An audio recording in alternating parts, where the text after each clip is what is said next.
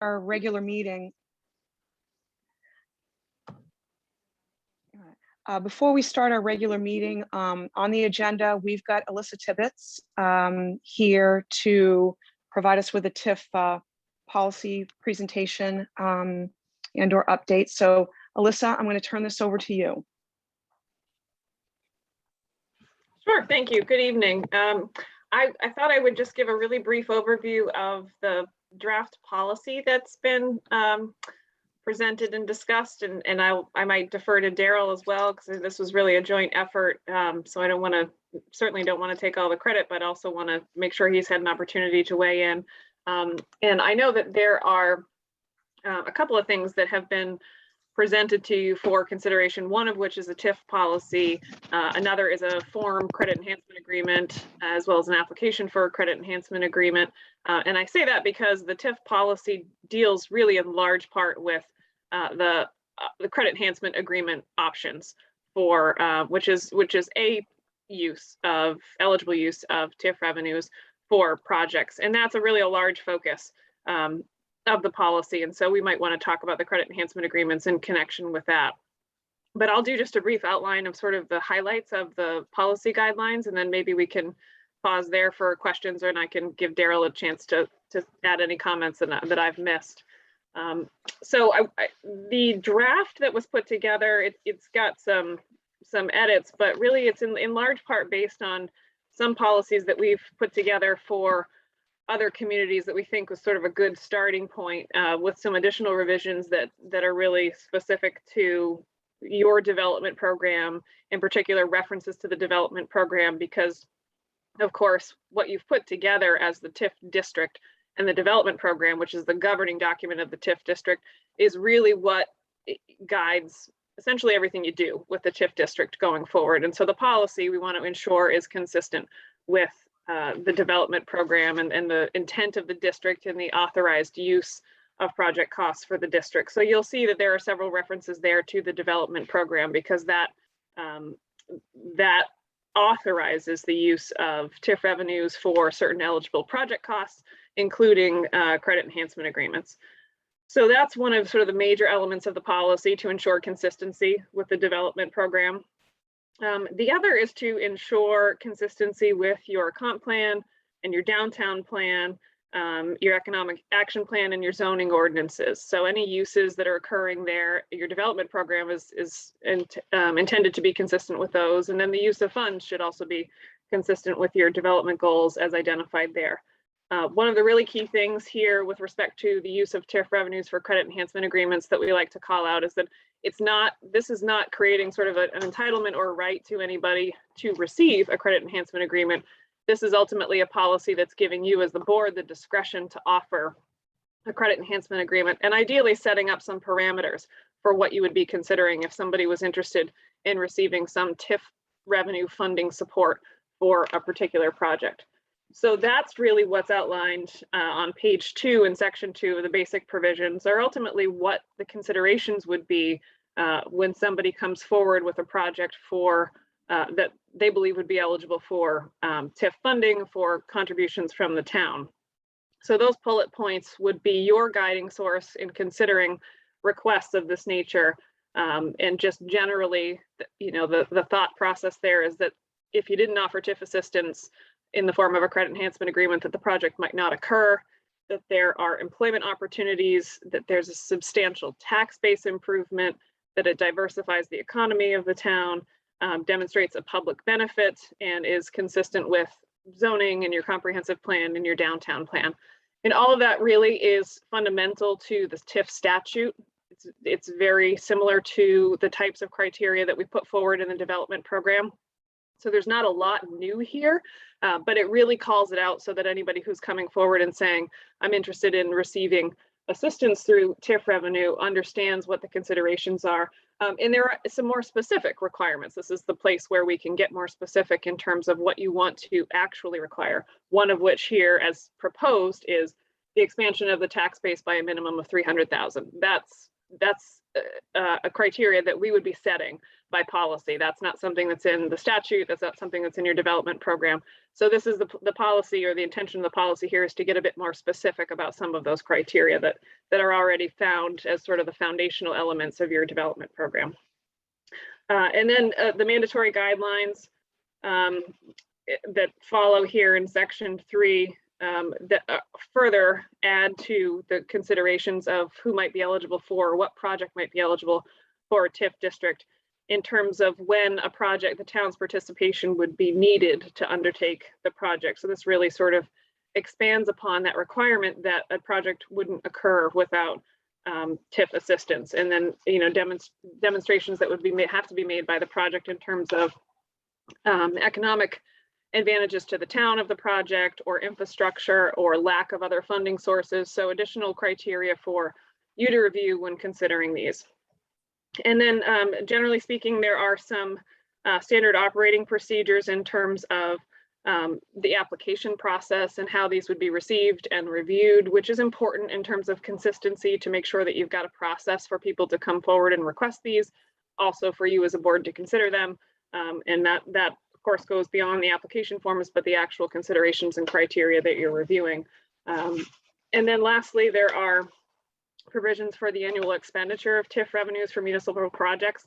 So as this is drafted right now, this really relates in large part to the use of credit enhancement agreements, but obviously this is a much broader topic for us to discuss in terms of all other TIF revenues. And as you remember, the development program identifies the eligible project costs, which tie to state statute in terms of what's allowed, what are the allowable uses of TIF revenues.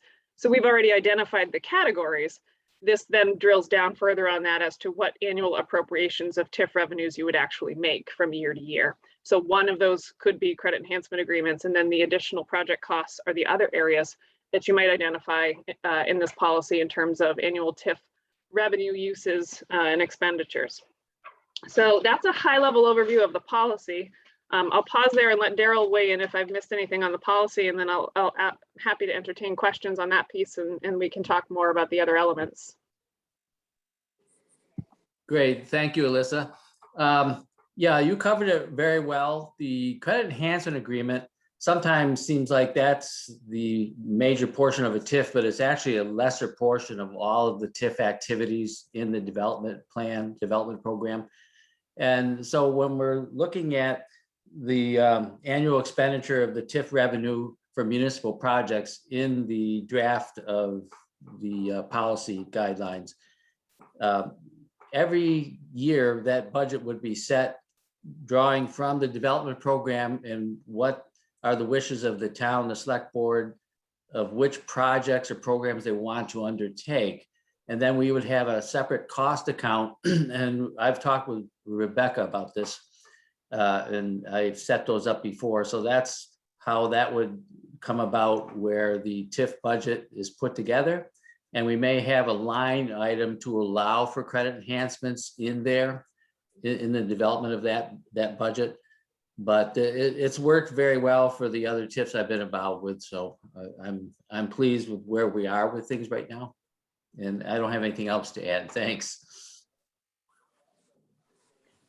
So if it's okay with you, Madam Chair, I'm happy to take questions on this piece, or I'm happy to dive into another area if you think that's appropriate. Yeah, let me defer to the board. Steve's got his hand up. Thank you, Madam Chair. Couple of questions. First of all, is there anything in this from a legal standpoint that's glaring that may be a cause for us to be concerned in the future, or do you think well enough vetted that we should be in good shape with the document as presented? Sure. So from my perspective, as it relates to the issues that it addresses currently, I think it's well vetted. I think what could be done is further discussion about elements that have not been included yet in terms of actual policy considerations. For instance, the area of expenditures of TIF revenues is something we haven't really explored or discussed further. So if there are additional items that you'd like to incorporate there, also if there are additional items you'd like to include in terms of criteria for the credit enhancement agreement, From my perspective, it's not, I don't view those as, specifically legal issues. I think of them more as policy issues, but I do think that it's worth having further discussion about, amongst you as the board as to whether there are particular items you'd like to incorporate there. And then I'm, happy to work with Daryl to draft those and add those to it. This is really, I guess, from my perspective, as I said earlier, sort of a starting point based document of what I think should be in here at a minimum. But we absolutely could add more, additional policy considerations if there are things that you'd like to identify here. Okay, follow a second question and then I'll be done. We have a proposal coming to the town of Rangeley that's in our packet tonight that identifies a problem with affordable housing, or that's not the proper term anymore, but housing that's attainable, I think is the proper term. And they're illustrating a point in that, in their very initial proposal, that building density, our rules and regulations of building density in Rangeley, this project will not be economically feasible, and it'll be too expensive if they have to find more property to do this thing. My question is this: does the TIF situation that we have in front of us, the proposal that you have, identify a time frame while they go through the process of dealing with an ordinance issue? In other words, if I apply today for my program and I want TIF assistance, how long in the future does that go out so that we can get ordinances changed should we be allowed to do what we're doing? Sure. So if they were to come forward and with an application or request for assistance through TIF revenue funding, that's something that you could authorize as a board at any time to provide the assurance or the commitment that the developer, I'm sure, would want in order to move forward. And then there is no expiration as to your approval of the credit enhancement agreement or the TIF funding, provided that everything that's approved there is pursuant to the development program and your policy. So it works then for the developer to go through the process of having zoning changed, whatever that might be, which I recognize can be time consuming. The only real disadvantage to the developer is that the time that it takes for the zoning amendments to play out is just time that it eats into a potential refund or reimbursement under a credit enhancement agreement, meaning if it's a year-long process, they lose that year because you can't start the credit enhancement agreement until the project's really fully authorized and ready to go. But the authorization to do that in the future is still valid. Thank you. Merry Christmas, by the way. Merry Christmas to you. Any other questions, comments from the board? All right, I think so. Alyssa, what was brought up at our last meeting had to do with the annual expenditures of TIF revenues for municipal projects, and the fact that the Board of Selectmen has sole and full authority to approve any and all projects. But and we were provided with a number of towns in one of our last meetings as a comparison for their TIF policies, and most of the comparable towns were governed by town council. They didn't have annual town meeting, with the exception of the town of Gray, which has that town manager, town meeting form of government, and they take all of their TIF expenditures to town meeting. And I think that's something the board was discussing as probably a further development of the policy. Sure. Yeah, I think it's appropriate to spell out my general guidance to any municipality that has a town meeting form of government is that expenditures and appropriations of TIF revenues should go to town meeting each year. And so typically that's done as part of the budget process, where you evaluate what revenues have actually been captured in that tax year and are available in your TIF budget, and then appropriate those, either continue to allow them to continue to accrue in the TIF revenue account or appropriate them in that tax year. So one of the things that you can look at for your TIF policy is, you know, an authorization of a specific amount. However, I would tell you that the TIF policy should then be approved by town meeting if that's going to happen, because that's an appropriation of funds. And it's, you know, not generally a recommendation that you have you know, indefinite authorization for appropriations, but we want to be very, you know, carefully draft how you would provide authorization to the board if there was going to be a, you know, a specific limit or a specific purpose, what that looks like, so it's very clear as to what's in fact being authorized. Otherwise, the general expenditures of the TIF revenues would just be treated as part of your annual budget process, and they would be shown on your warrant article as, you know, TIF revenues and the expenditure for whatever projects have been identified. So the board plays the role of identifying the projects, looking at the TIF revenues, making those recommendations and setting the budget for those, and then town meeting ultimately authorizes that from year to year. The only caveat I could add to that, Alyssa, is the exact amount will happen at the time of the tax commitment, which is actually post annual meeting. So there could be a slight fluctuation, you know, small. Sure. So, I mean, there are many years where you may not spend all of your TIF revenues that have been captured in a year, in that year, you know, and that's relatively common. The caution that I make for municipalities is you don't want to get to the end of a TIF district and have a large balance because all of that money has been sheltered, and it's not as simple as just funneling it back into the general fund. That's something you can't do because it's been sheltered from the valuation for that time period.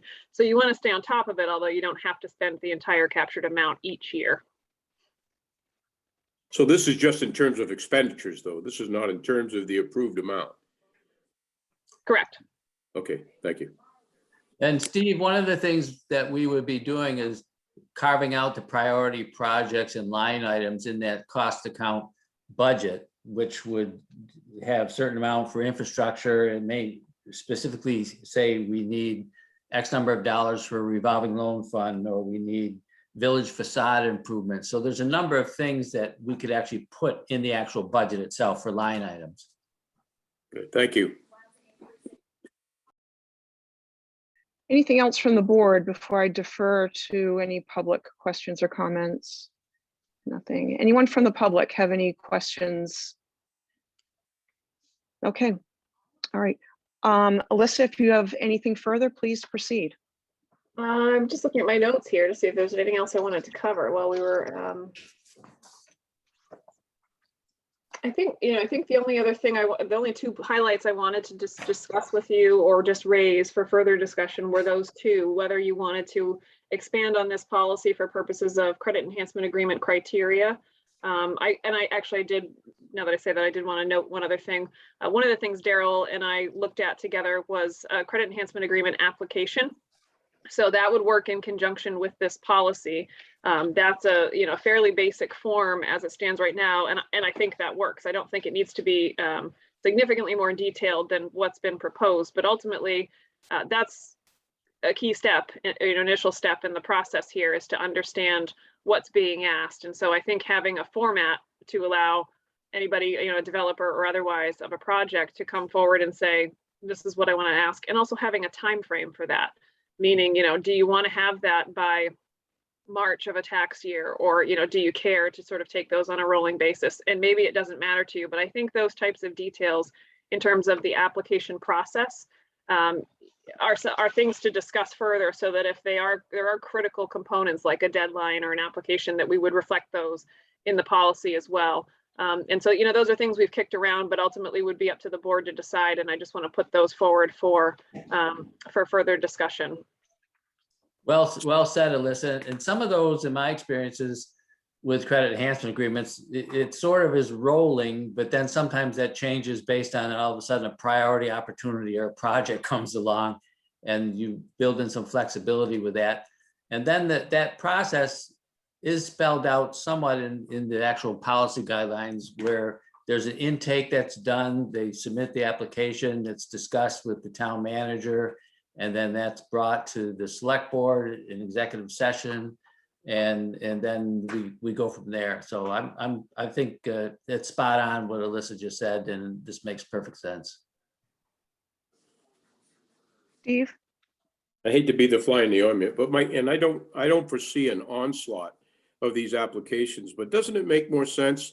And I don't know, I haven't read it thoroughly from other towns, but it would seem to make more sense to me that these applications have to be done in a certain format and at a certain time so that the board isn't dealing with, on a rolling basis, we may find a busy time of the year where we're seeing more. I'm not sure, but it seems to me that on a quarterly basis would be the filing time. And then if an emergency arises, I recognize the need to that at times. We can deal with that, but I would encourage that we look at quarterly applications versus when they feel like it. Just a point. I agree with that, Steve. That's good points. And if I may, I had just two other things like they're sort of detail points, but again, just for purposes of discussion, one of which is what we had included here was essentially a cap on credit enhancement agreements that it won't exceed an average of 75% of the incremental taxes over the life of the district. Some other policies, as you probably saw, also have a maximum dollar value. Not something that's required, but a lot of municipalities like to have that discussion in terms of over the life of a credit enhancement agreement, would you like to cap it at, say $1 million? It's just for example. Again, not something you have to have in the policy necessarily, but just a good point for discussion. And then I just wanted to note, I know Daryl had put together, I think sort of a form credit enhancement agreement.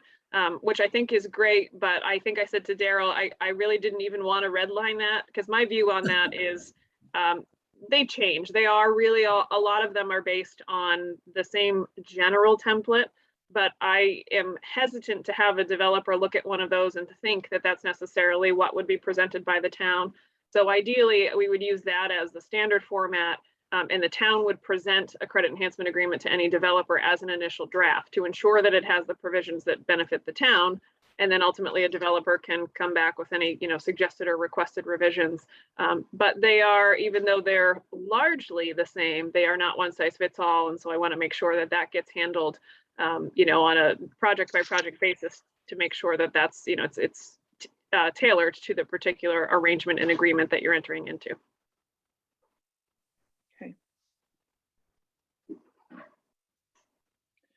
Any other follow-up questions for Alyssa? All right, looks like that's a wrap. Thank you, Alyssa. Thank you, Daryl, both for zooming in and helping clarify the draft proposal and fielding questions. Really appreciate it. Thank you. Merry Christmas. Merry Christmas. Merry Christmas. Take care. All right, we're going to move into our regular meeting. I'll call this meeting to order. We have got a full board present, therefore a quorum, and we will begin with a pledge of allegiance. I'll even post a flag. I pledge allegiance to the flag of the United States of America and to the republic for which it stands, one nation under God, indivisible, with liberty and justice for all. We will have a brief moment of silence to show our appreciation for men and women in uniform and for those healthcare workers battling COVID on those front lines.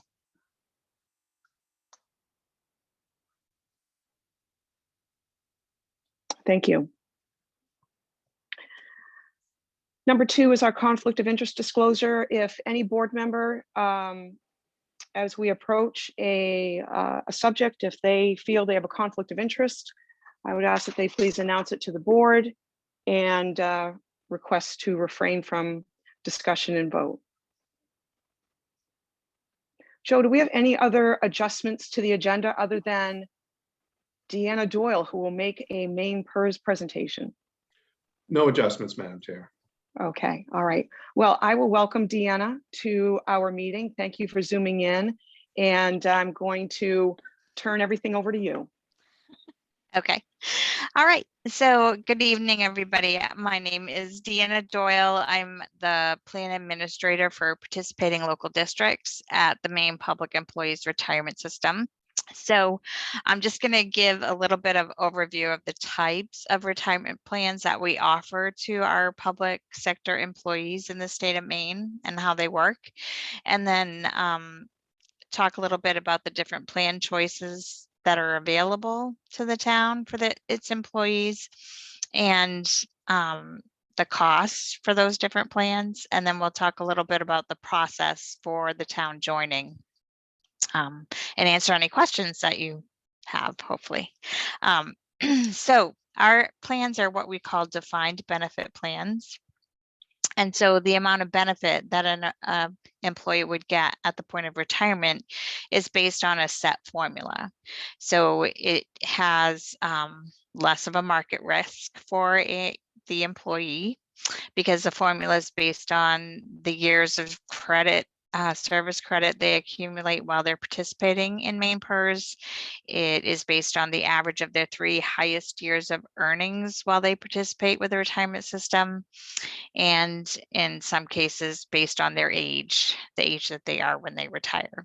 So those 3 things go into this formula that calculates the benefit, and the benefit is designed to be lifetime after retirement.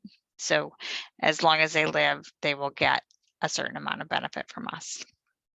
So it's defined so they can count on it and plan for it. Makes it retirement planning a little bit easier. So in this type of plan, because of the fact the benefits defined and based on a set formula, every year we determine what we have for membership, what we expect to pay in benefits now and in the future, and look at all the things that's happening out there in the market, in the world, and determine how much money we have to have coming in to make sure that we can pay those benefits long term. And then we set the rates, contribution rates that need to be paid by the employees and by the employers in the plan. So the rates are not flexible and they're not under your control. We set them every year. And there are 11 sub plans. So the rates for each of those plans are a little bit different depending on what you choose. But all the rates are based on the employees that participate, their gross pay. So the employer pays a certain percentage of that gross pay to the system, and the employees pay a certain percentage of that gross pay to the system. And that, along with investment earnings, funds benefits, okay, over the long term. Is everybody with me so far? Okay. All right. So many of the plans offer what we call a 2% per year benefit. So basically the regular plan AC or AN and special plan 2 and 2N provide a benefit that gives 2% of a person's 3-year average of earnings per year of service. So 2% per year. An employee that retires with 25 years is looking at replacing 50% of their annual income with our benefit. That's how it works. So qualifying to retire, it depends on what plan you're under, but basically, once you have at least 25 years of service, you can retire from any of the plans, no matter what age you are. But under certain plans, if you do retire before a normal retirement age that's set for the plan, then your benefit is reduced for early retirement. And there's also normal retirement ages associated with the regular plans and at least one of the special plans. And so that also qualifies you to retire. Once you reach that normal retirement age, as long as you're vested, or if you've worked right up until the point you turn normal retirement age, you've accrued at least 1 year of service, then you're eligible for a benefit.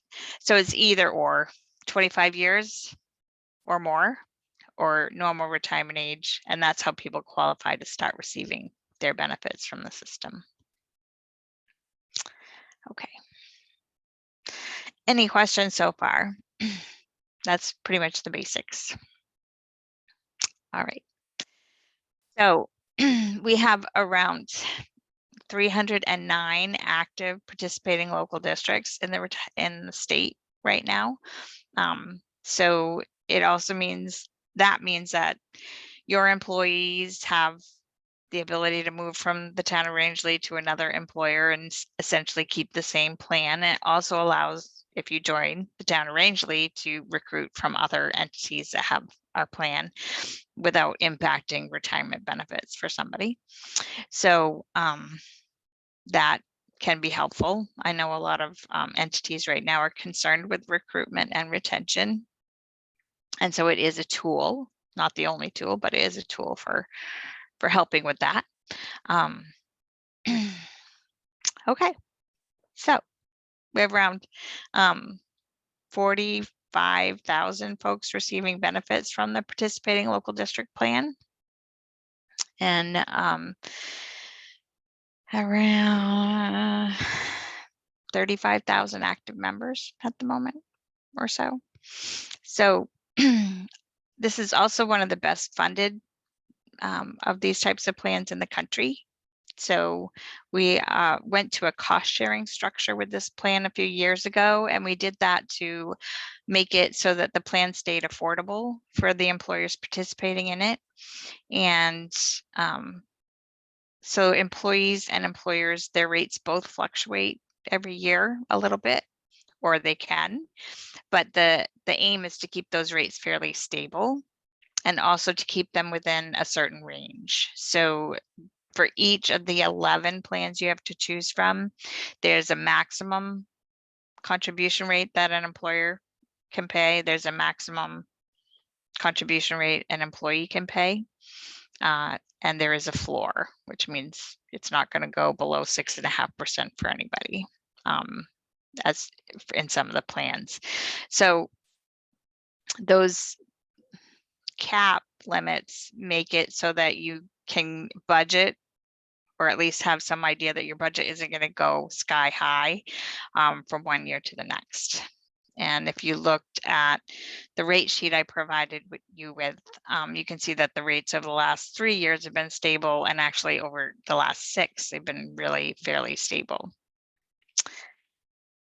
The other thing that we're doing in this cost sharing structure is to move all of the plans to a cost sharing ratio where the employer pays 58% of the cost of the plan and the employee pays 42%. Now, some of the plans are not yet in that ratio structure, but we are smoothing that over time to get them there. You know, some of the plans are already there, some are not quite there, and some are pretty ways off. So we are going to that, though. So you should just keep that in mind. Okay, so questions so far? I have a question. So that 5248 share. 42. Yeah, Yes. Yeah, I'm sorry. 5842. it's okay. A lot of numbers. Yes. So for the sake of future planning, are there plans on the regular plans and special plans? Are most of these affected by that cost sharing ratio not having been met? No, not all of them. Like the regular plan AC is very close, if not at that 5842 already. Okay. So how you can figure that out is you take the employer contribution rate and the employee contribution rate. Those two together is the total cost of the plan, and then you can figure out what ratio they're in. Okay. Yeah, the ones that are off are probably some of the no COLA plans. The ends are a little bit off, and a couple of the special plans are not quite in that ratio. But I believe regular plan AC, special plan 2C, and special plan 3C are pretty much in that 5842 structure already. All right. Any other questions for Deanna before she moves on? All right, go ahead. Okay.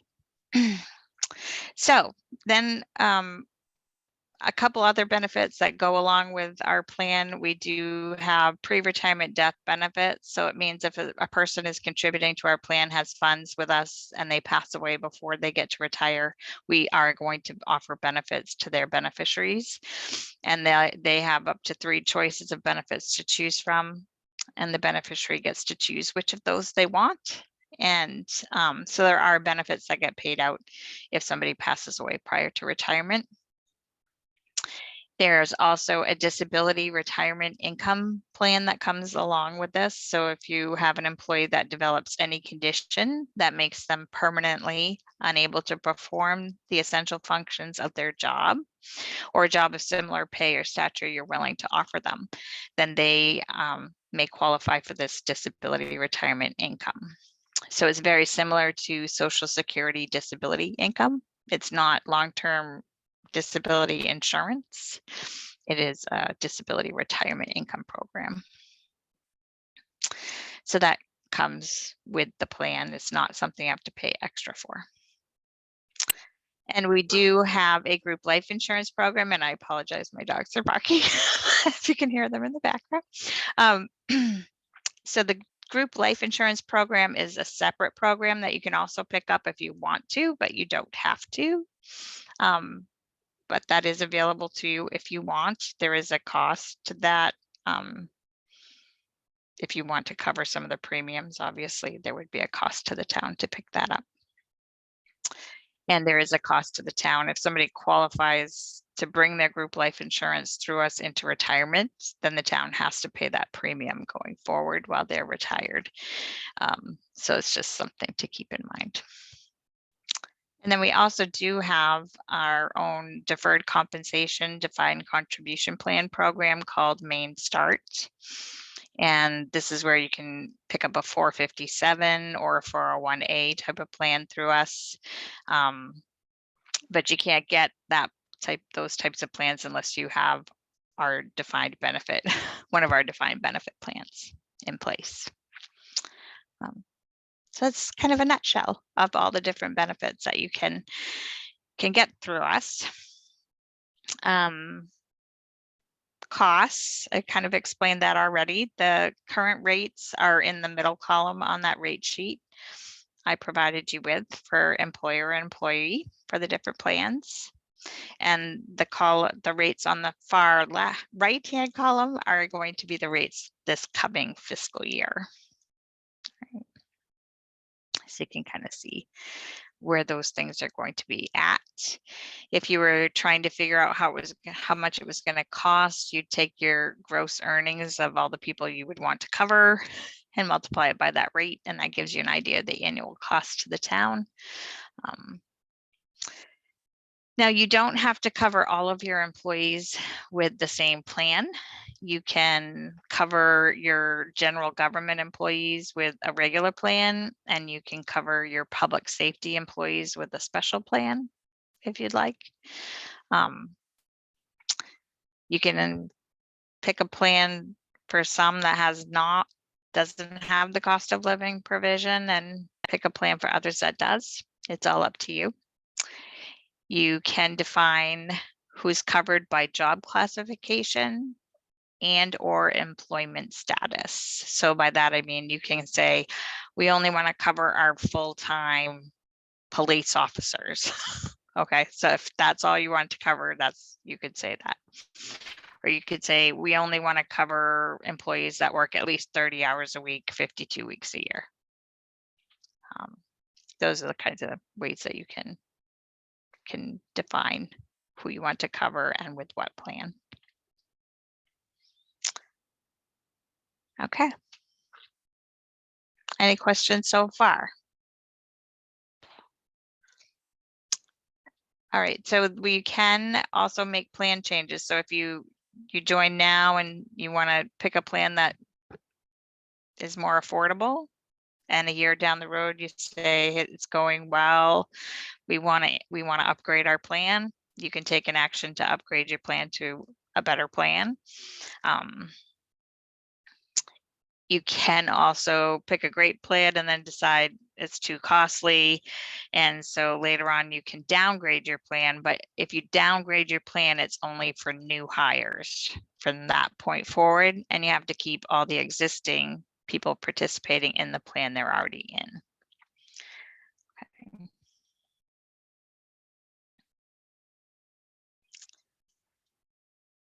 So joining. If you are interested in joining, you do have to take a certified action or vote. And it sounds like you have a town meeting type of government. So your legislative body is probably your town meeting where they would need to vote to join the retirement system. That vote has to have certain language in it so that we have all the information we need. It has to say the effective date you're joining. It has to address who's covered and by what plan very specifically, so that there's no no issues down the road if we can.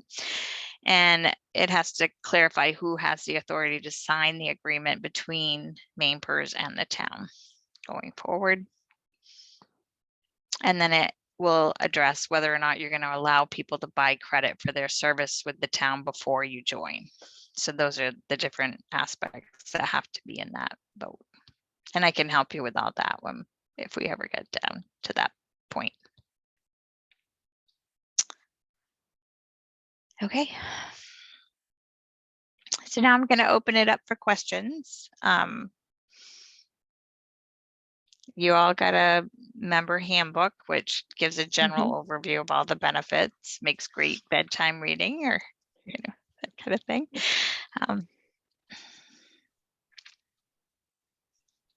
I'm pretty familiar with the system. My husband's a retired state employee, so I don't have any questions.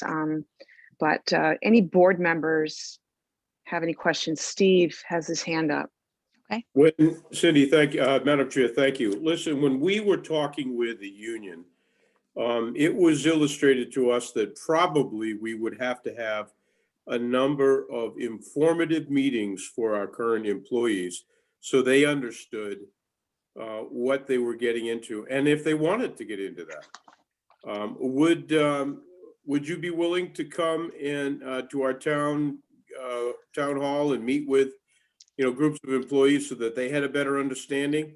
I mean, Yes. we could be arbitrary about this, but I think those of us that were in attendance for these negotiations felt strongly that it would be better to have them involved with their future in terms of whether or not we went with Maine PERS.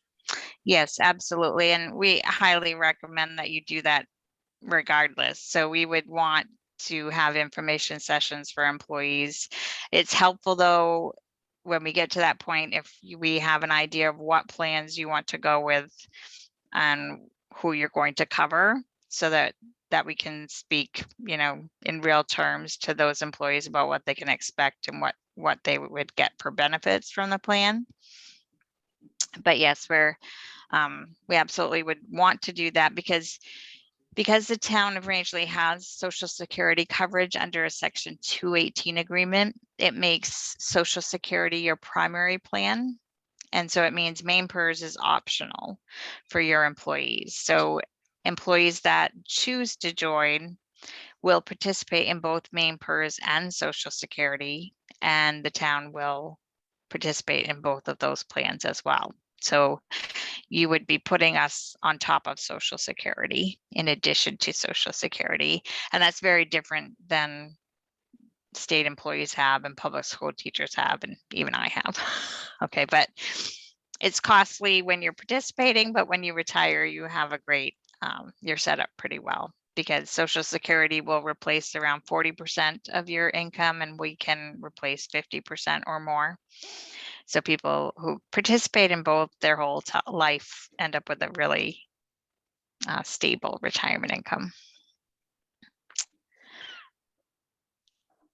Okay. Does that help? Any other? Yeah. It does. Any other board members? So I just have a clarifying question. So is this is it a one opportunity, one chance for current employees to participate in Maine PERS. I mean, because it sounds like what we need to do is, Joe, we need to figure out how many town employees are interested in this, and again, and what plans we are going to present for vote, whether just regular and special or whatnot. So is it that only new employees in future years are allowed to participate in Maine PERS?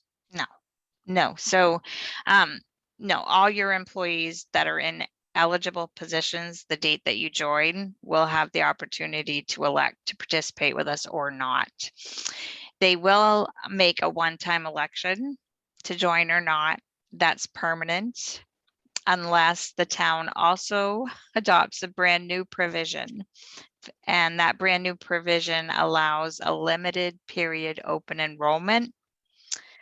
And so it means that it gives your employees, that decide, no, I don't want to. And then a couple years down the road, they figure out, oh, I should have done this. They can come back in as long as it's within their first 5 years of employment. They get that opportunity during an open enrollment period every year if you adopt the provision, until they pass their 5th year of employment anniversary. Your employees that have already been with you for 5 years, they will probably get the first one-time choice, and that will be it for them.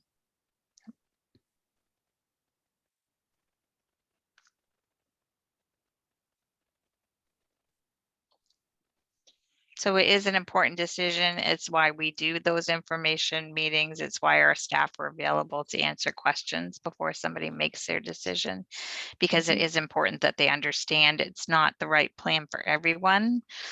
And we want to make sure that they understand what it's going to mean for them, how much they're going to be paying, and what they're going to get for benefits. So we really, as a board, need to sit down and decide what we're putting out there on the table from Maine PERS plan or plans. Right. Yeah, So that's good. So that's got to go ahead, Joe. Madam Chair, yeah, I agree with you. The one thing that is known at this point, due to the collective bargaining agreement, is that police officers would be offered special plan 2C, I believe. That's in the language of the agreement. I would suggest doing the same for fire folks. And then I think my recommendation would be either AC or AM for the general employees. And I believe the difference between C and N, Deanna, is annual COLA after retirement. And so C is COLA, N is no COLA, correct? Right. So that's a decision the board would have to make. Right. And another thing they would have to think about is whether they would allow employees the 5-year grace period that you just mentioned a little while ago. Right. Are there any other things that the board should think about when they make this decision of what to offer, which plans to offer the employees? No, I think you might want to take a look at what the surrounding towns have and cities have for plans. If public safety 2C is a pretty popular plan. It's a lot of folks around you have that. And the no COLA plans, they're great because this is going to be supplemental. So you might want to, the problem with them is that over time they lose value for your people who are drawing benefits from them. But if it's a supplement to Social Security or something else that does get a cost of living adjustment, it might be fine for folks. So those are things to consider. And so the other thing that the board needs to vote on is whether we are going to allow buyback. Buying back prior service. Yep. And so because it's automatically worked into 2C for that they can purchase military time. Yes. Yep. And so that's automatically built in. So is that is that a Board of Selectmen vote? Or does that need to be also presented to the legislative body? The legislative body needs to vote on it, but you can decide as a select board what you want that to look like. So most folks now, if they allow it, are making it so it's totally at the expense of the employee. And so you can even say you'll only let people buy 10 years, right? If you you can then limit it that way. If you want to, but if you put it at their entire expense, then chances are you don't need to worry too much about it unless you're afraid people are going to do a mass exodus by their time and retire on you. So those are things to consider. Okay, thank you. Any other questions from the board? From the public? All right. Deanna, did you have more? Nope, that's pretty much it right now. If you do get to the point where you're ready to vote, I can provide you with sample language, like I said, for the vote and walk you through the entire process. I do recommend taking a look at our rule chapter 803. So it's the Maine Public Retirement System rules. Chapter 803, it's the main rule that governs this plan. So if you take a look at it, give you an idea of the structure, the requirements. You just might find it helpful. Thank you. All right, thank you very much for joining us. We really You're welcome. appreciate all the information. No problem. Merry Have a good Christmas. evening and Merry Christmas. Bye. Thank you. So I probably should have preceded Deanna's dialogue with just a kind of some general information that this is Maine PERS is something the Board of Selectmen would like to put forth to the legislative body for vote to offer Maine PERS to our employees. Joe was able to benefit from Maine PERS during his time as town manager of Buckfield. So as Deanna mentioned, it can be key to attracting new employees or employee retention, which hopefully we have enough interested folks tuning into these hearings so that they understand that. Any other questions from the board or comments before we move on? All right, number 4, review and improve meeting minutes. We've got our November 22nd, 2021 chapter 38 workshop notes. We didn't have a quorum at our last meeting who was in attendance. So I need a motion from Ethna or Shelley. Motion to approve the November 22nd Public Workshop, Chapter 38 minute. Ethna's motion Second. and Shelley seconds. Questions or comments? All those in favor? That's 3, and those abstaining. Be the 2 not in attendance yet. Joe, did you have a comment? Sorry, Madam Chair, I'm not attempting to vote. I would just like to remind you that during remote meetings, roll call votes are required. That's right. Thank you, Joe. And then the December 6th regular meeting minutes. Can I have a motion? Madam Chair, I make a motion that we approve the December 6th, 2021 regular meeting minutes with any additions or corrections. That's Ethan's motion Second. and Shelley seconds. Comments, corrections? All right. Ethan, your vote? Aye. Shelley? Aye. Steve? Aye. Ethna? Abstain.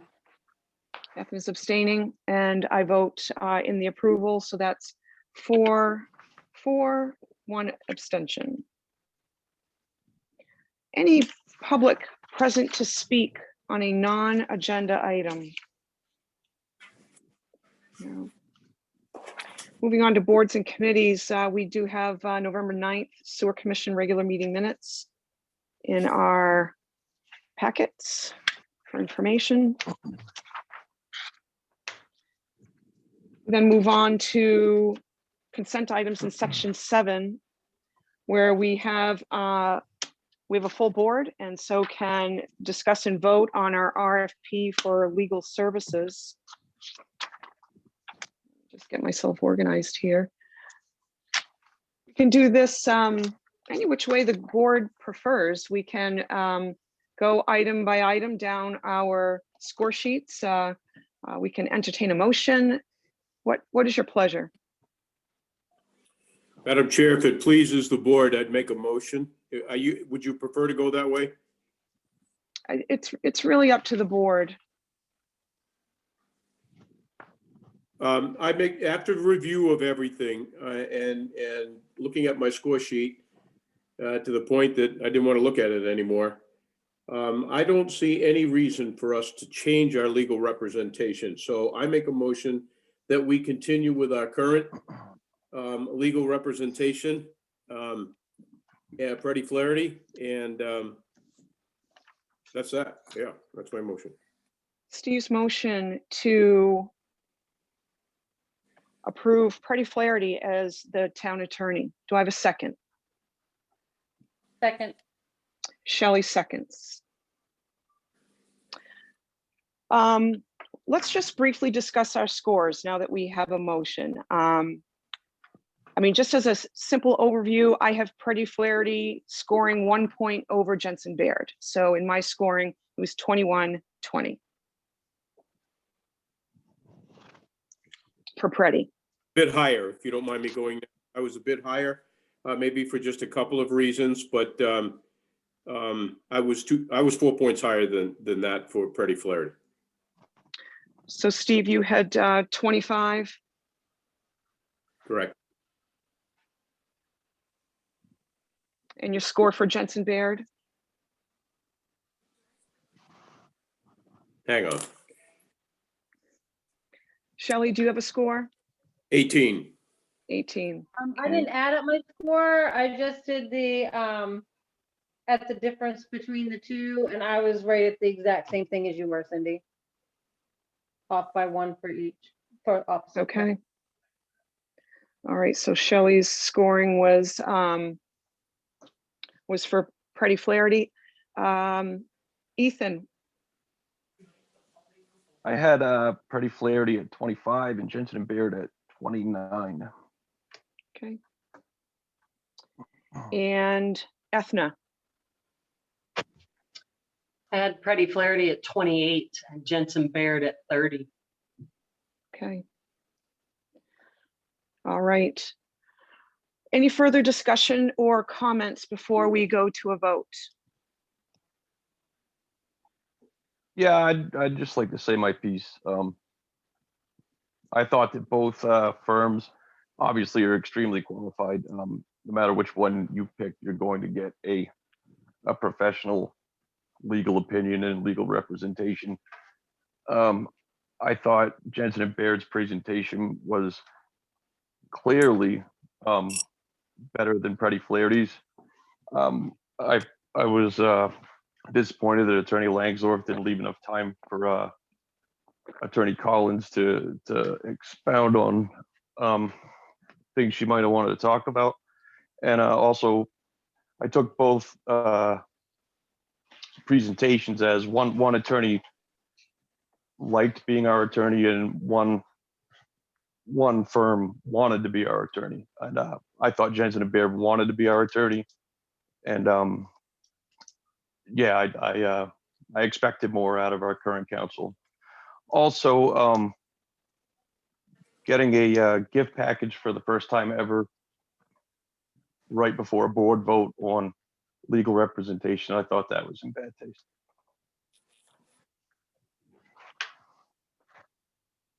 Anything else, Ethan? No. Okay. Any other comments from the board before we take a vote? All right, we'll proceed with the vote to approve Freddie Flaherty as our town attorney. Steve, Aye. Ethna, Aye. Shelley, Aye. Ethan, Nay. and I vote aye. So that's 4 to approve Freddie Flaherty, 1 nay. And so congratulations, Steve and Kristen. Thank you very much to the board. I very much appreciate it. We've worked with you a long time and we'll continue to provide the best service that we can to you. And I appreciate it very much. It was hard to have to go through this process, but it was also healthy. And I'm glad that we did it, and I appreciate to continue to work with you. Thank you, Steve. And this is Kristen. I can't join by video tonight, but I wanted to say thank you very much. I've always enjoyed working with Rangeley. I think that you're a dynamic and interesting town, and we see ourselves as being a dynamic and interesting firm. So I think we work well together, and look forward to continuing to do so. Thank you. Thank you, Kristen. All right, moving on, we've got a request for appointment from Donald Nuttall for the Airport Commission. Madam Chair. Need a motion. Place Donnie Nuttall on the Airport Commission. Posting. Second. Steve, was that your second, Ethan? Yes. Okay, so Steve's motion, Ethan seconds. Comments, questions? All right, Ethan, your vote? Aye. Aye for Ethan. Shelley? Aye. Steve? Aye. Ethna? Aye. And I voted aye as well, so that it passes 5-0. We don't have any correspondence. Moving on to old business. First on the list is Rangeley Historical Society building, and as you can see in Joe's notes, both Steve Philbrick and Joe visited the building, so please share.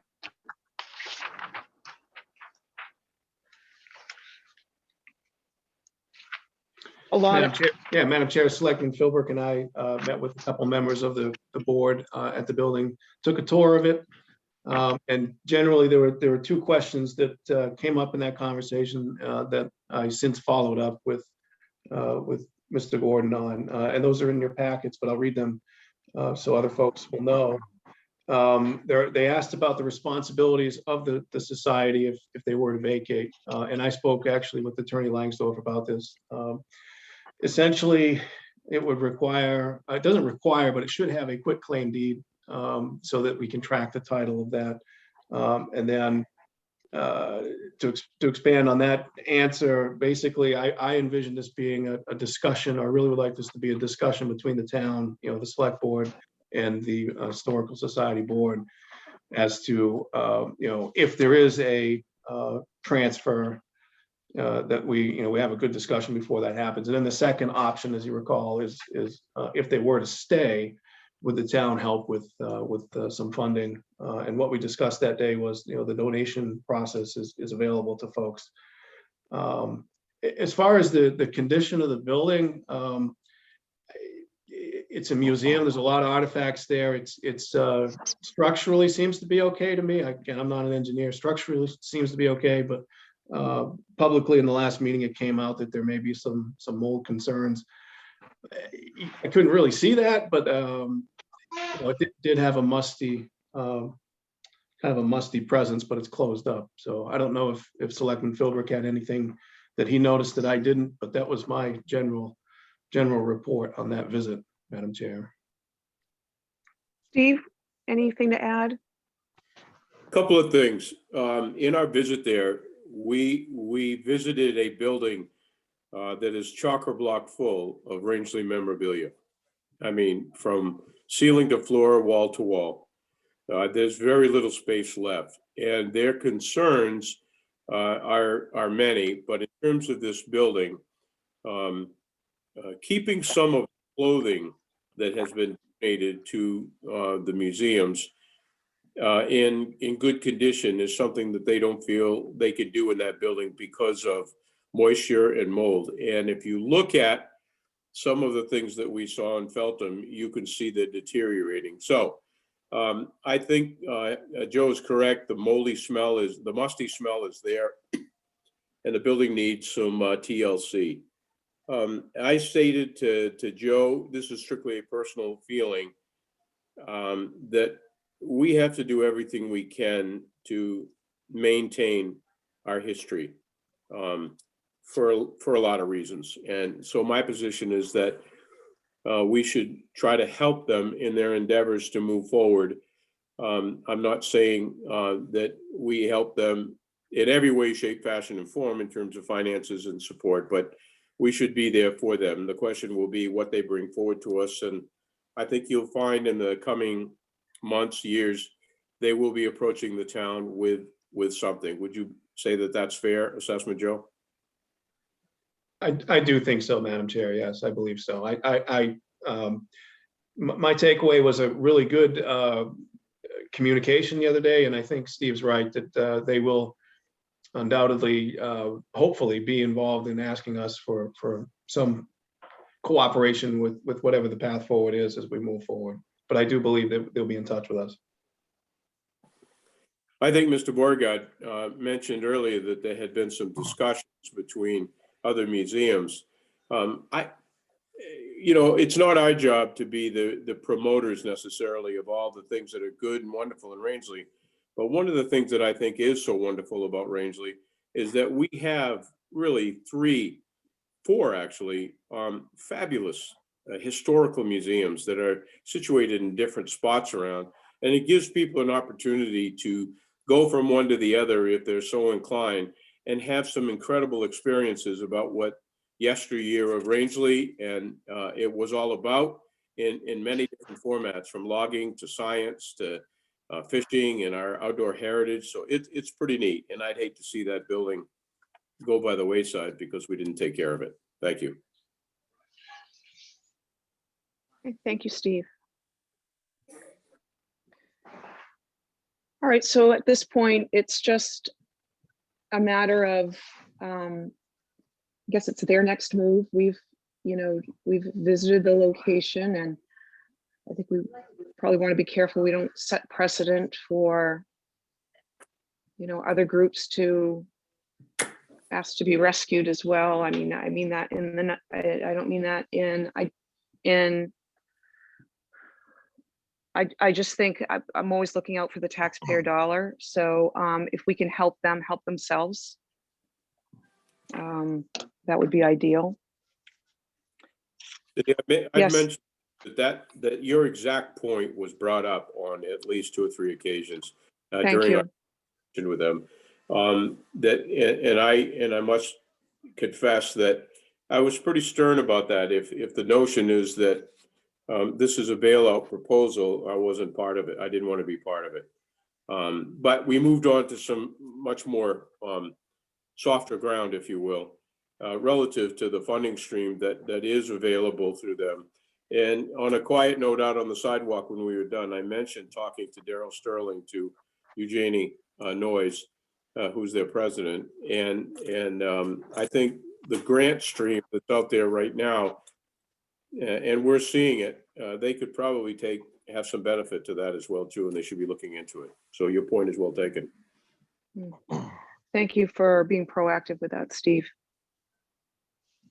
Any other questions or comments? All right. Next, under old business, is the town meeting 2020 warrant inquiry report that's submitted by Freddie Flaherty.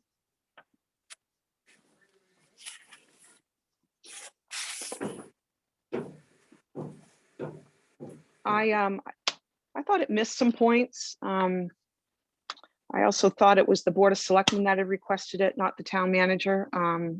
That is, who the memorandum was directed to.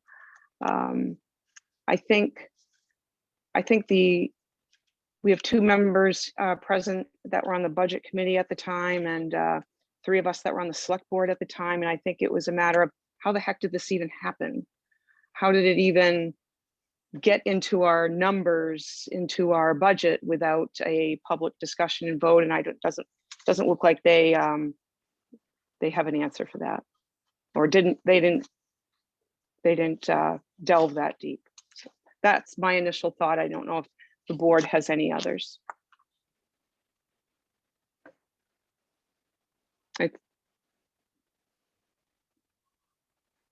Shelley? It's Shelley.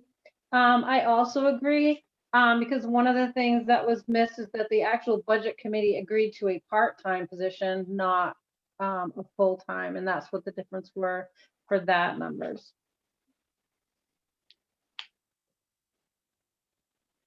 Okay. Ethna, you've unmuted. Yes, I have. Yeah, so I'm a little concerned with the report as it was presented, because it does miss a whole lot of there wasn't a whole lot of fact finding as far as I'm concerned. What he did was found the paperwork that was in place, but he never gave us an answer on how this ended up in there in the first place. It was never brought to the budget committee to be voted on.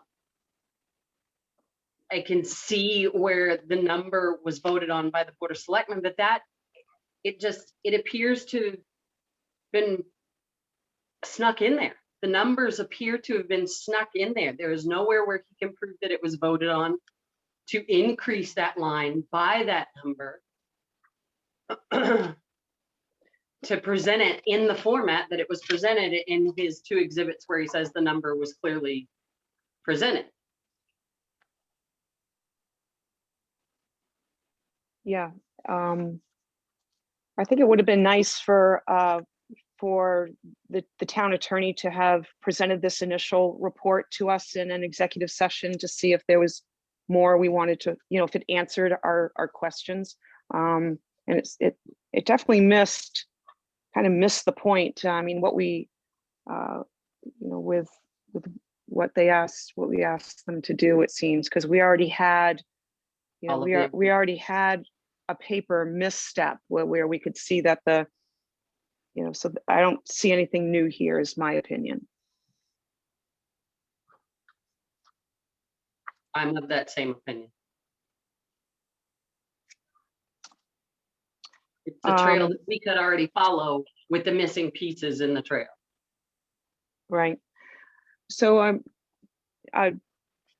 we can certainly invite Steve and Kristen back for an executive session to discuss what, to discuss what they've presented, and then go from there. Would that be allowable under executive session, Joe, to have them discuss their memorandum or their methods?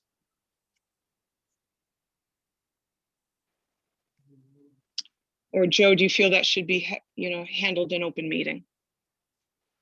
I don't think there's I know there's nothing in this document that as it's written, would qualify to be an executive session. That's why you have it publicly.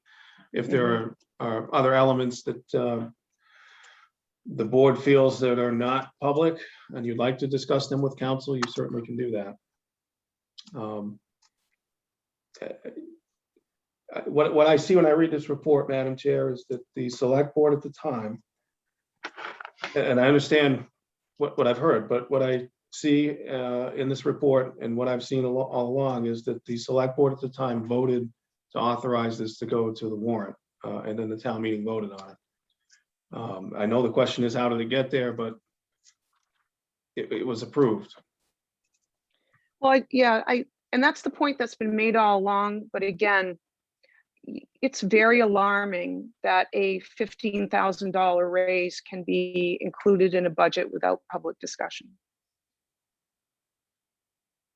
And the article was confusing enough because, there were pending numbers and then it was split off. And so it's, yeah, it didn't answer any questions in my opinion.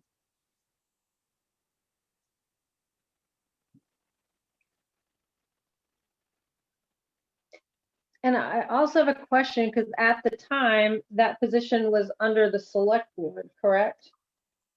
Right, So that wouldn't was the the airport, select yeah. board have met to made that decision?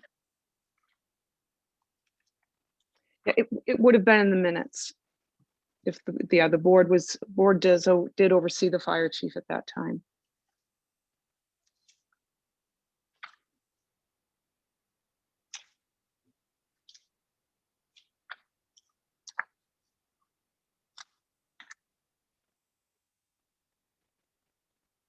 Ethna?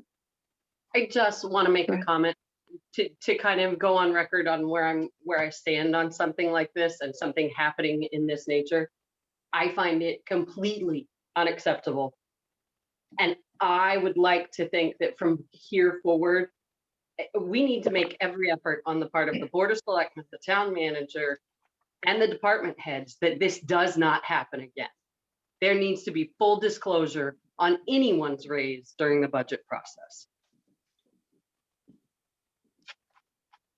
Agreed.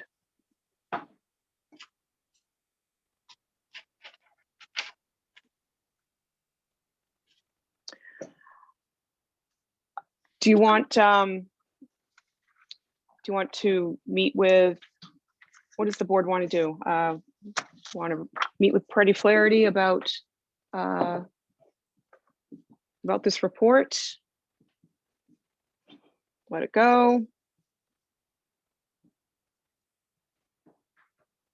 At your mercy. Madam Chair. Yes, Ethan. If you want to meet with them, I'm trying to figure out why it would be an executive session if we're doing our best to be out in the open about whatever it is that we're looking for. I don't see any personnel matter or have heard of one specifically, so I was wondering why, if you want to do this, why we would do it in executive session. It could be a performance discussion with our town attorney, which would probably be an executive session.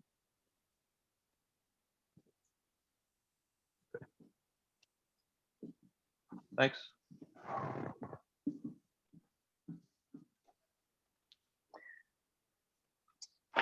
So Ethna has continued questions. Shelley, are you satisfied? Steve, are you satisfied?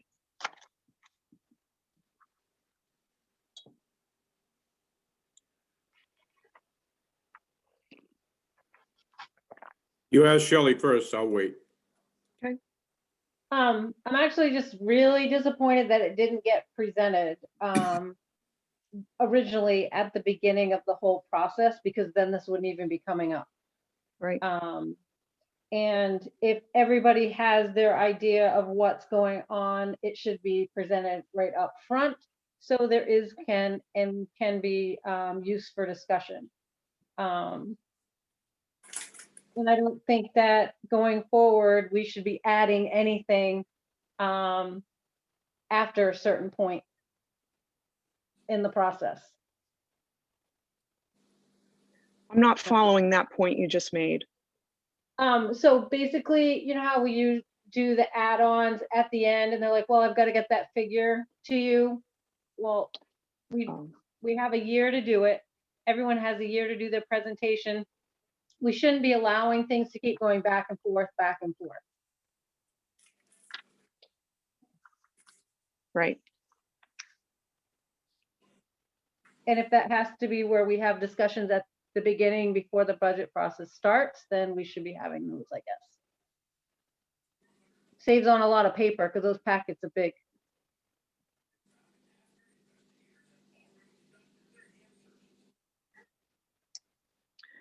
So your thoughts, Shelley, on accept the report as is, or have a follow-up discussion with Pretty Flaherty?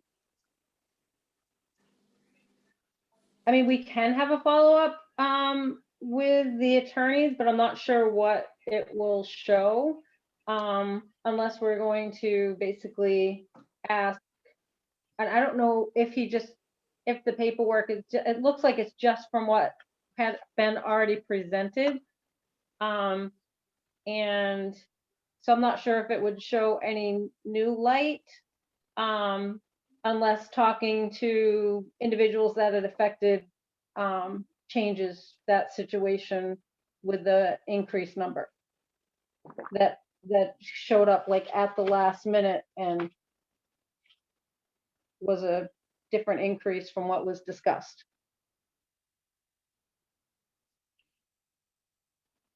All right, Steve? Thank you.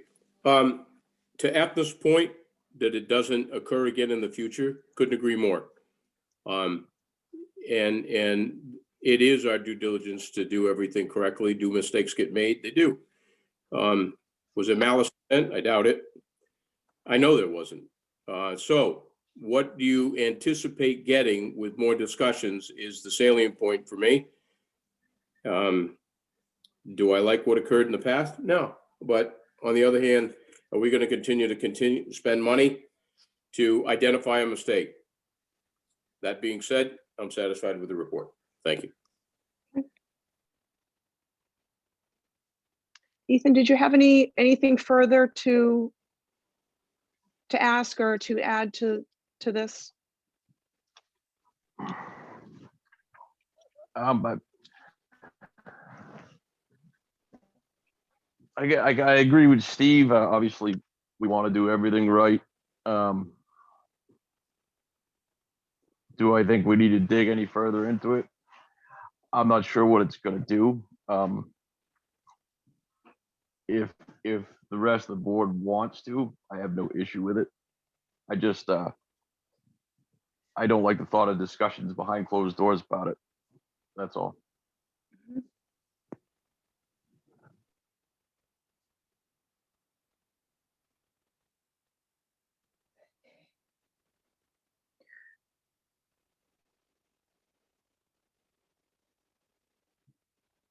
Mark? Could you just send a written reply to the legal firm asking for more information that you find not missing?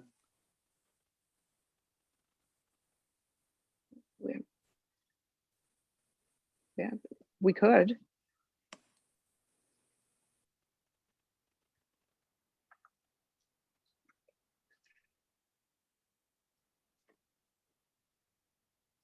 Shelley? I guess I'd also like to see where this is going to be a report that's of public record, that some of the items like for the position for the fire chief or the new position be corrected where the budget committee put in for the part-time position. So where this is public record, we want to just make sure that the facts are all there. And I think just the question is how it went from one vote to another vote. That's the part that's missing. I mean, I see all the paperwork is here, but it looks like there was a step missed in discussion from the increase from one approval to the next. Well, I mean, we could certainly, email them and ask for more information.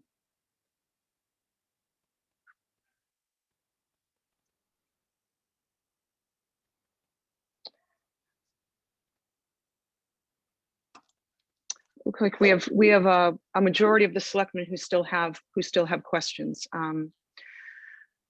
So, Joe, what would be the best? What would be the, I guess, the least expensive and more to the point way of getting, for one thing, this record corrected and just asking them, to expand on some information? We could invite them to the next meeting and put them on the agenda or send them an email. Whatever your pleasure is, Madam Chair, I'm happy to invite them, or I can send them an email. If I may, go off topic just for a second, a little bit. I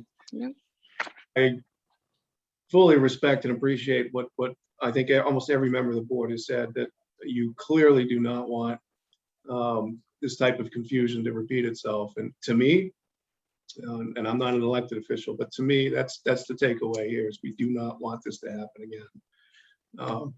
I think there's a point where I really don't know what else we could find, frankly. I guess that's what I'd like to tell you.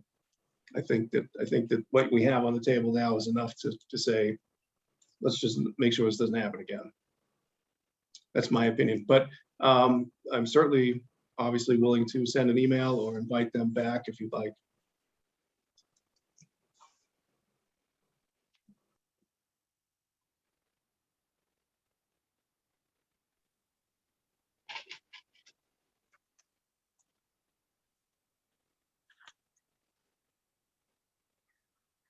All right, well, let's, any preference from the board?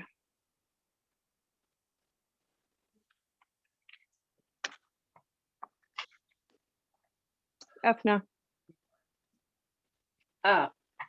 So again, I do just want to reiterate that my intent from here forward is that something like this does not occur again. And I think that is a group effort to make sure that it doesn't. I have to agree with Joe in that we're not going to get any more information. We're not going to get any further. This is the effort that our attorney put into it. This is what he's given us. Nobody is willing to say where or when the error occurred. Unfortunately, it occurred. There's nothing we can do about it because it got brought in front of the townspeople and it got voted. So I'm afraid that at this stage of the process, we've done the best we can to show the people that we wanted to find out how it happened. Unfortunately, we can't explain to the people how it happened because our attorney can't explain to us how it happened, nor can anybody else. We can promise our constituents that it won't happen again, but at some point we also have to stop essentially beating a dead horse. It was voted on. I think it's clear what everybody's opinion on whether or not it should have made it to the warrant is at this point. And all we can do is promise our constituents to do better from here forward. thank you, Ethna. Very well said.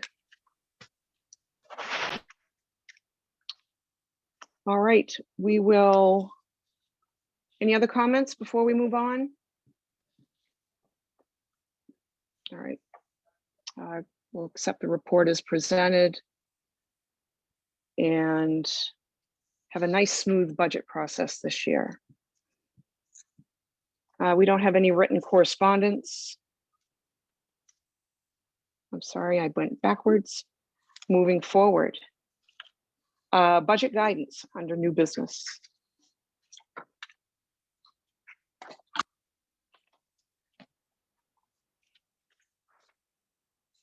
And so what Joe has requested is for us to provide him with some, general budget guidance. Do we want a zero increase in the budget? Are we going to allow? Do we want a certain percent? Are we going to request to keep it, within a certain percentage range? What is the board's thought? Joe wasn't provided this guidance last time, so we owe it to him.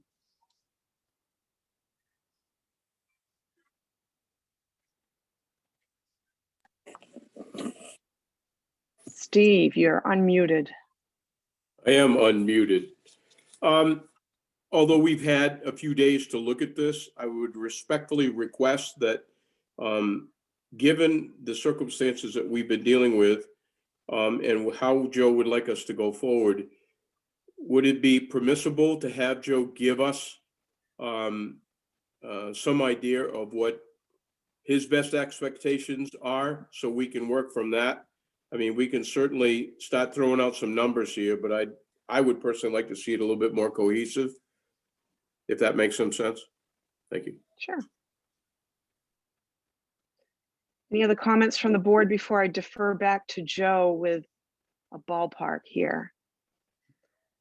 All right, seeing none. Joe, any preliminary thoughts on I mean, maybe you haven't seen numbers yet. I know you're in the early stages. We are in the very early stages. I've got the packet that I'm responsible for, and that has not been calculated yet. I've just been making notes on it, and then everything else that's going on out there is basically in the same boat. I expect to see them in a couple weeks after vacation, and then we'll plug it together. We do know that COLA is higher than it's been in any year that I can remember, but COLA is, just because COLA is a 5.9, and I've already explained this to all staff in the building, doesn't mean the entire budget's going to go up 5.9. Don't expect that. We're still talking big picture. So I don't think that 6% is anything that I would present to you as an overall budget increase.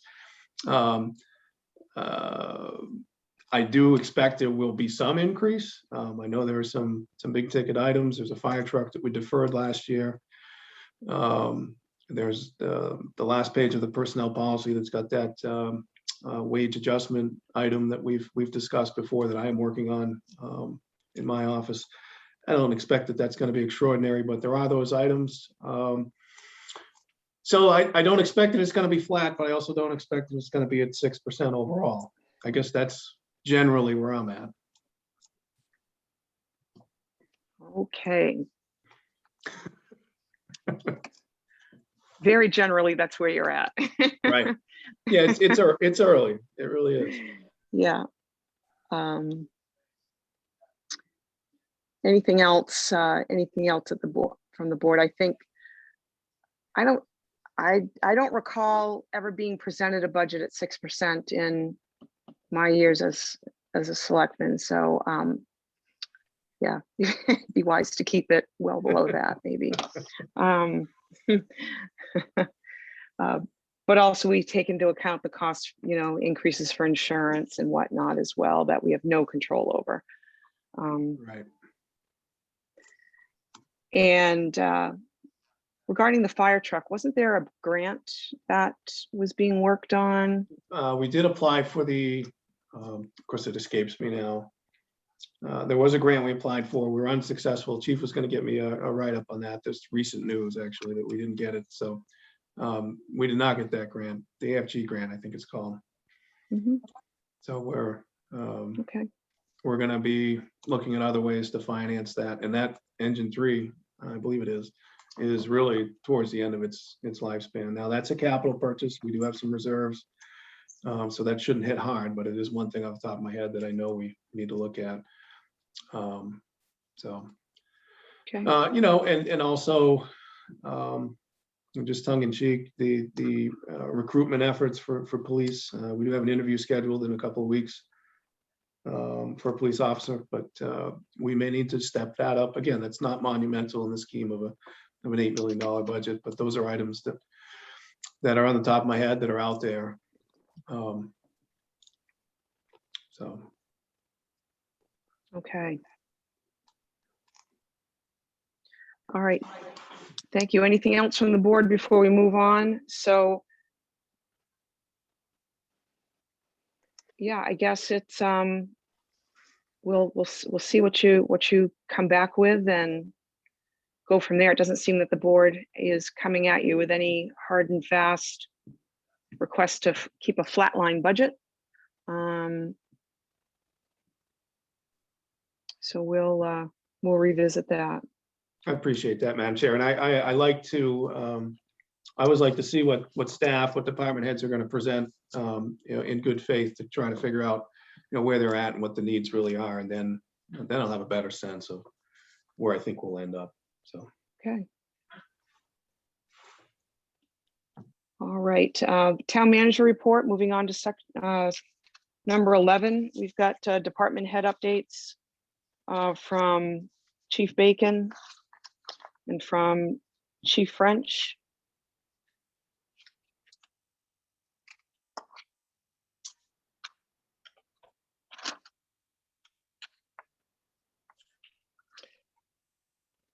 The calendar. Yeah, go ahead, Shelley.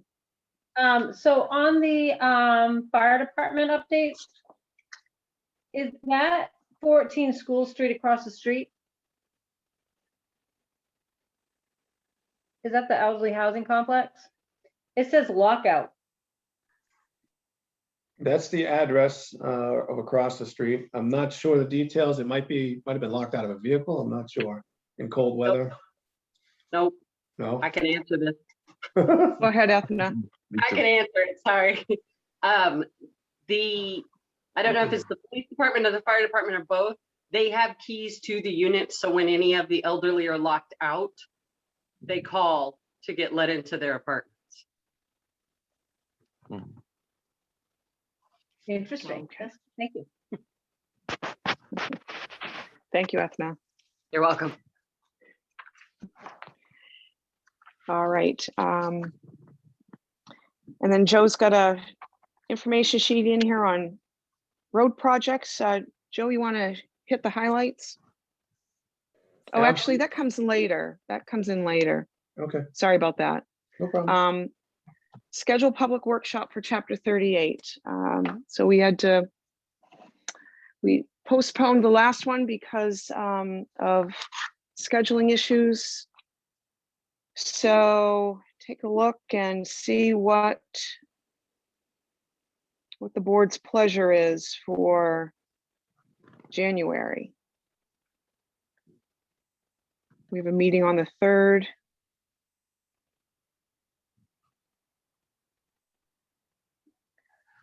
Looks like we'll have a scheduling conflict with our second meeting that occurs on Martin Luther King Day.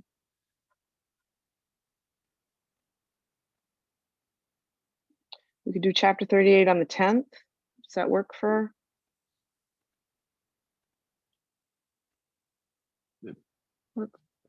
It does so Yeah, far. I Ethan? don't have anything lighting up in my calendar, but so yeah, as of now, 10 works. Okay. Anyone see any conflicts for their calendars on the 10th? All right, so seeing none. All right, we'll add that. Chapter 38 public workshop for the 10th at 6 p.m.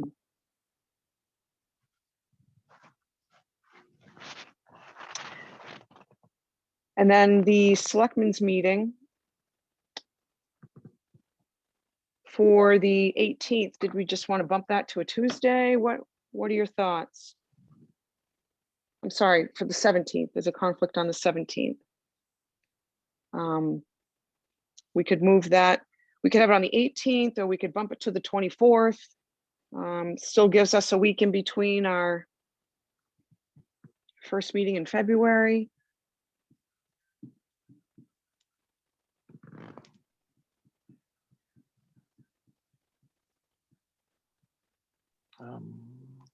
Either works for me. All right. Yeah, I think so. It was the same as Ethna. I don't see a Okay. conflict. Either thing, Yeah. either way. Shelley, do you have a preference with your schedule? No, I don't right now. All right, I don't either. Steve, how about you? What, Tuesday the 18th or Monday the 24th? Monday, the 24th would be better for me, I think. It's a little too far out, to be honest with you, for me, Okay. but yeah. All right. All right, let's schedule it for the 24th then. Okay.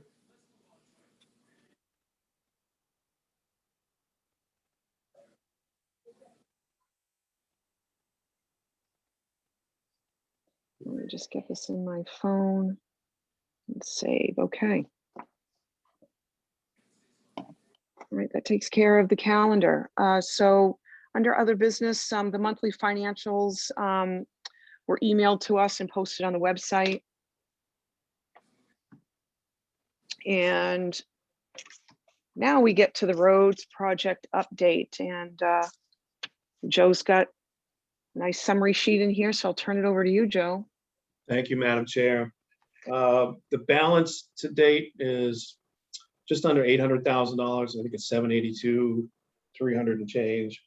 And then there's a $500,000 reimbursement pending from MPI. That's for Loon Lake Road.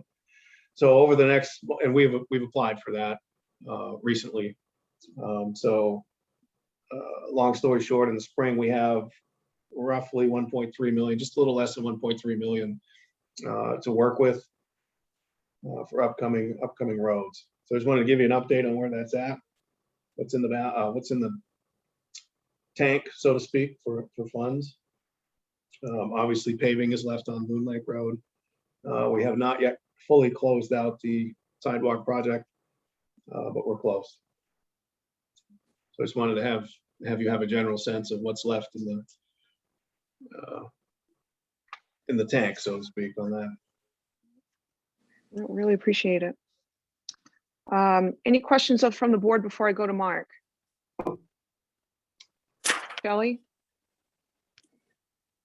So are we investing those funds that we drew from the construction loan? No. We're not? No. I believe they're part of the sweep. I can't think of what the acronym is. You may know what it is. We get a pretty good rate on that. But no, they're not put into CDs or something else. Have we compared this short-term CD rates to see if there's something we can do with those funds? And to see if it would be more money than just keeping it into our general fund? With that rate? We will be doing that. Okay. We'll take a look. Ethan? Yeah. Ethan, go ahead. Thank you. To go on with Shelley's point, could we also look into money markets where there isn't a penalty to yank it out? There are some outside banks or banks outside of the state that have offered some pretty good rates over the years, and ones inside, but yeah, I don't know. Thanks. Yeah, thank you, Ethan. Anyone else from the board before I go to Mark? All right, Mark, go ahead. Hi, I'm on the roads in progress on Allen Street. It's like 1.86 million or so. And when you made the final payment to M&H for the money that was held back for the revegetation of the sides, in your selectmen's packet, then M&H provided the spreadsheet on the money paid, and I could swear that the total was like 2.1 something million dollars that they had been paid on the project. So I'm just wondering what the difference might be. I looked for their spreadsheet, but I've recently had to comply with a paperwork reduction act there in my home office, and I opted to get rid of that piece of paper. Madam Chair, I don't have that sheet in front of me, but I can get that answer. Okay. Thank you. Yeah. Yeah. Thank you, Joe.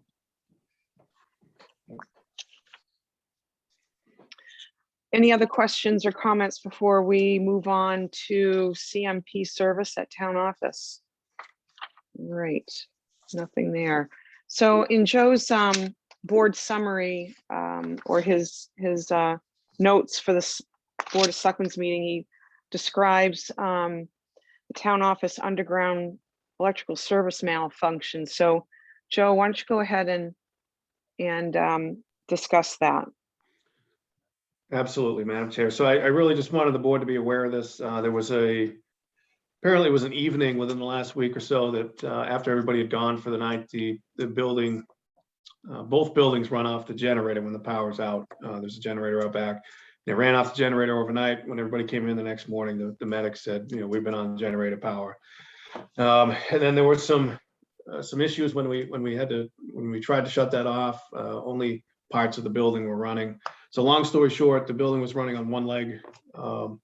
So Keith investigated it, did a little exploratory work out here once everything was deemed safe, and found out that the conductors underground were no good anymore that feed just the town office. So there are two lines that come in here. There's one line that comes into the front of the town office building, which is now no good.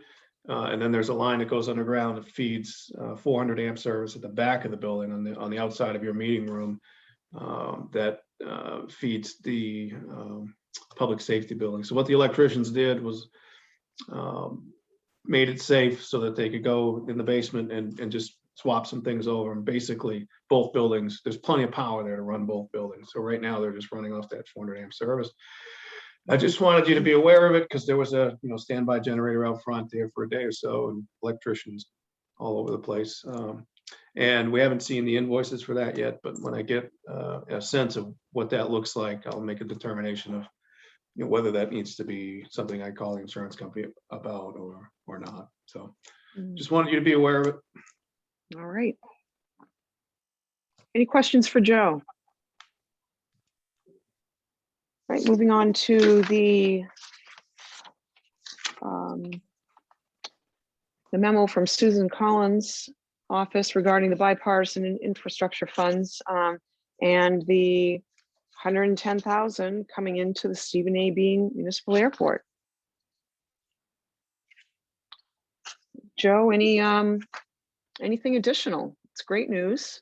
It is excellent news, Madam Chair. Unfortunately, I don't have anything else. This came in very late in the process, and I said to myself, I really want to put this in because it's good news. Yeah. It would be good for the board to see, but I do not have any other information. I did see an email that went out maybe this morning about how to find out more information. So I'll be looking into that and following up. Wonderful. Thank you for sharing. Any questions from the board or from the press? Shelley? So I also noticed that Pittsfield received 159,000. So are they able to use funds to pay back, like, for example, their loan, or is it supposed to be restricted for something particular? Madam Chair, it's set up for critical infrastructure improvements for this fiscal year, but I don't know anything else than that. I don't have those details. I can ask that question. Okay. Anything else? All right, moving on to the attainable housing report. So Joe, I'll also defer to you on this. It's been something you've been involved with for a little while, as well as the Economic Development Committee. Thank you, Madam Chair. So I did meet with Matt Thayer. He met with the, I don't think we had a full complement that morning, but he did informally talk with a couple members of the committee, Opportunity Committee, made a presentation, and I, like I will quite often do, ask them, do you think that this is something that's ready, ripe, if you will, for the select board? And they said yes. So I've asked Matt to come to your first meeting in January. Now, Matt has the proposal that was referenced earlier in the meeting. This one talks about the number of units that the survey kind of came up with. I think it's 84 that might be useful for Rangeley for attainable housing. I don't want to give his presentation for him. I just wanted the board to have it in enough time that you could look at it prior to him coming.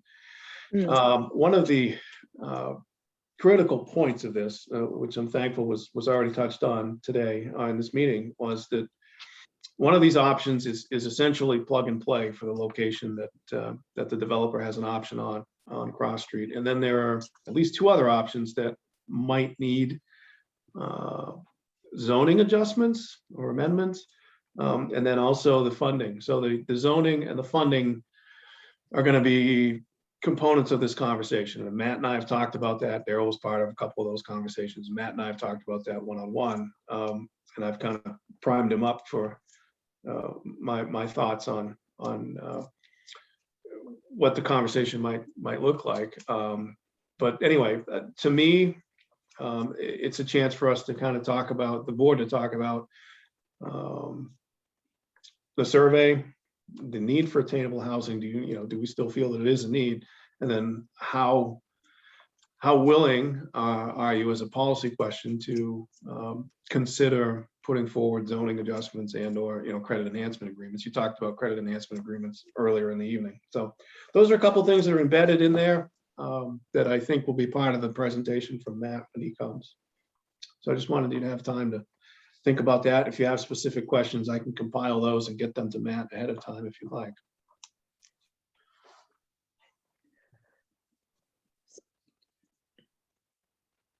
Any questions from the board? Shelley? So how many acres is that? I believe it's 5, Madam Chair. It's a roughly 5-acre lot. And there's a meridian, I call it, kind of a line in the middle where I think village is on the south and then residential is on the north for zoning. It's indicated by a V and an R, I think, on the drawings. And those are just drawings. They're not super precise, but let me see, it's on page. The numbers aren't pages aren't numbered, but if you look at concept A, the first drawing, on the left-hand side, there's an R and a V. R is residential, V is village district.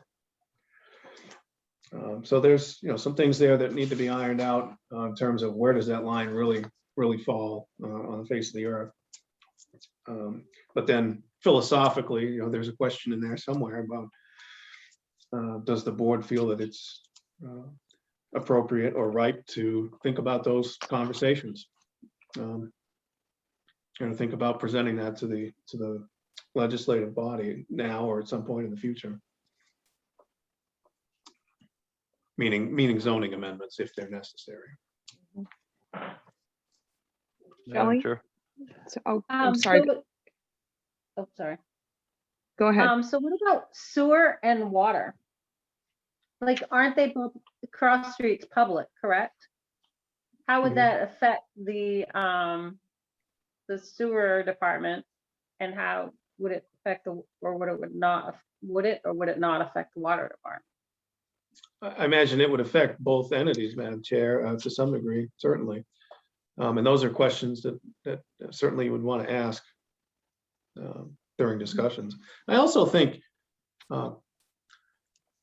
that these thoughts have been kind of echoing around in the public echo chamber, if you will. And I think it would be a good idea to get some public feedback on this too. First, talk about it amongst yourselves and then see what the public thinks about it, well ahead of getting involved in proposing zoning changes or credit enhancement agreements. Just get a general sense of what they think. And yeah.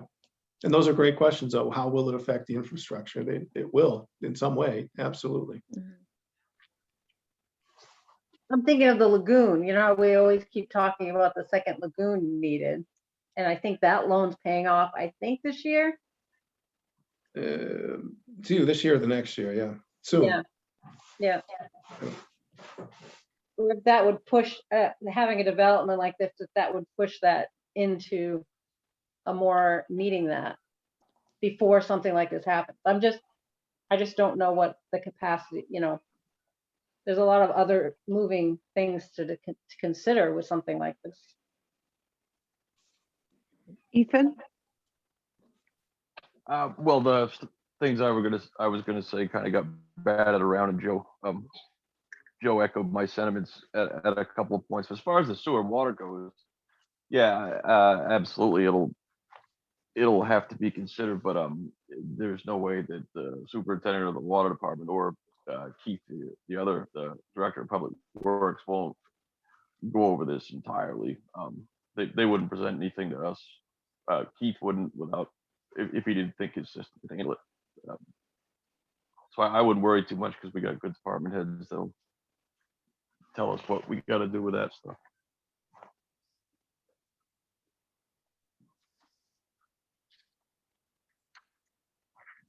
So Joe, is this the only location that they've looked at, this cross street 5-acre lot?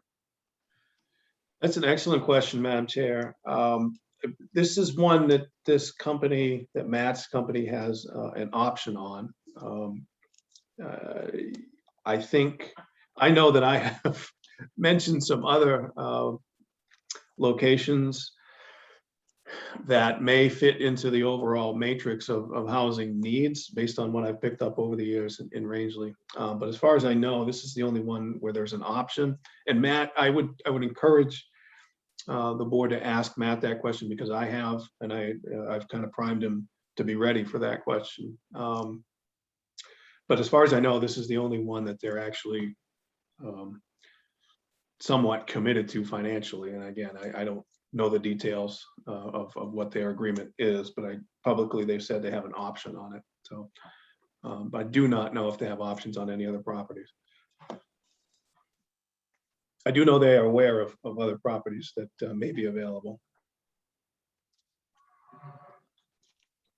And the board, you may ask that question during your discussion and ask if, there may be other ways to phase it or propose it in a way that might be more palatable. I don't know. Not sure. Okay.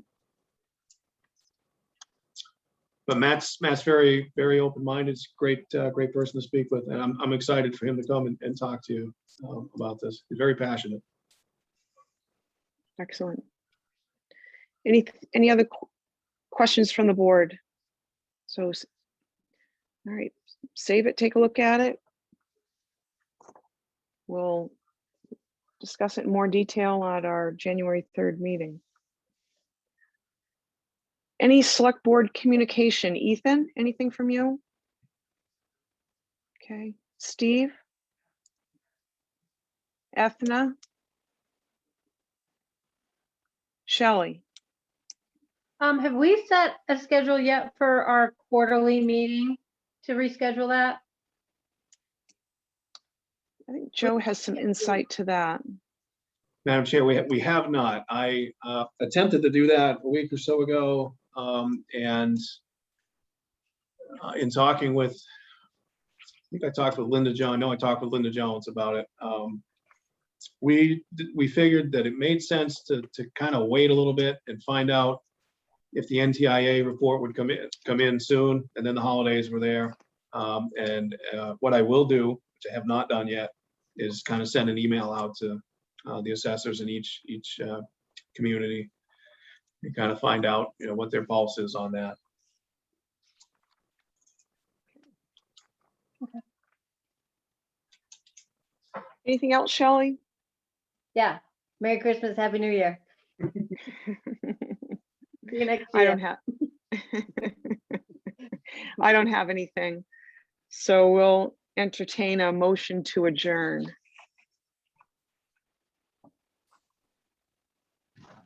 Aye. To adjourn. Sentiment, Merry Christmas and Happy New Year. Move to adjourn. All right, got a number of first ones. We'll go with, all right, go with Steve's motion, Ethan's second. All those in favor, Ethna, Aye. Shelley, Aye. Ethan, Aye. Steve, Aye. aye. This meeting has adjourned. Merry Christmas, everyone. Merry Christmas, guys. Merry Christmas. Merry Christmas.